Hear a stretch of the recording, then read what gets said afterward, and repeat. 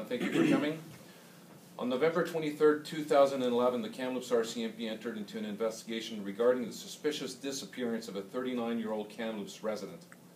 The victim was located later that evening when she arrived at the doorstep of a residence in Kamloops.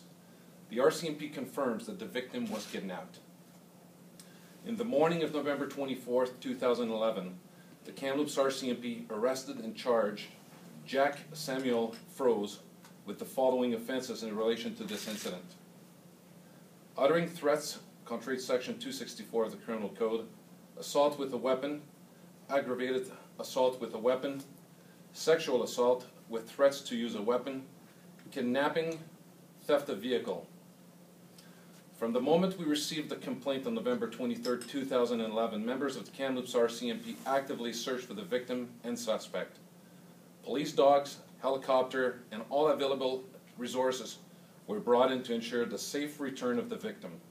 Notifications were also made to all BC and Alberta RCMP detachment, U.S. Border Services, and other BC municipal departments.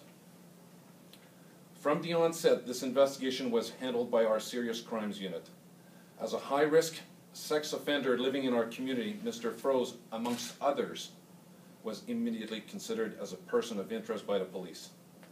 Although the suspect is in custody, our investigation is continuing, and we will be exploring the possibility of additional charges against Mr. Froese. We are not in a position to comment further on this investigation at this point. We are seeking assistance from the public. Anyone who has seen Mr. Froese or had contact with him on November 23rd and 24th, 2011, to please contact the Kamloops RCMP Serious Crimes Unit at 250-828-3000.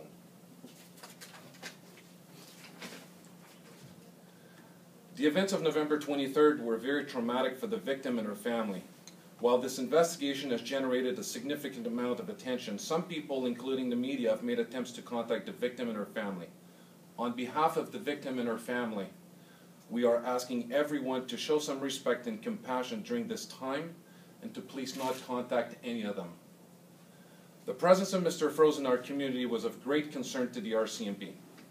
He was released from a federal corrections institution on May 15, 2011, and we learned that he was going to be living in Kamloops.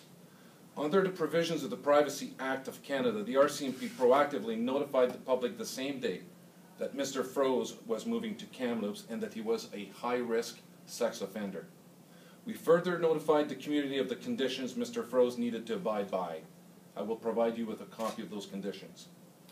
Upon his release, the Kamloops RCMP partnered with Kamloops Community Corrections in order to manage Mr. Froese's risk to the community. Mr. Froese was monitored by each agency.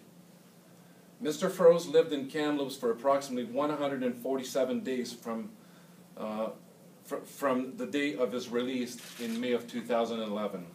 Since May of 2011, Mr. Froese was charged twice by the Kamloops RCMP for breach of probation and served 45 days at Kamloops Regional Correctional Center. During the 147 days that Mr. Froese lived in our community, the Kamloops RCMP made contact with Mr. Froese 146 times. On 4 separate occasions, the Kamloops RCMP conducted covert surveillance on Mr. Froese.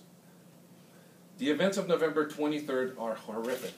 We want to assure the community that we will continue to do everything that we can to proactively protect our community. Thank you.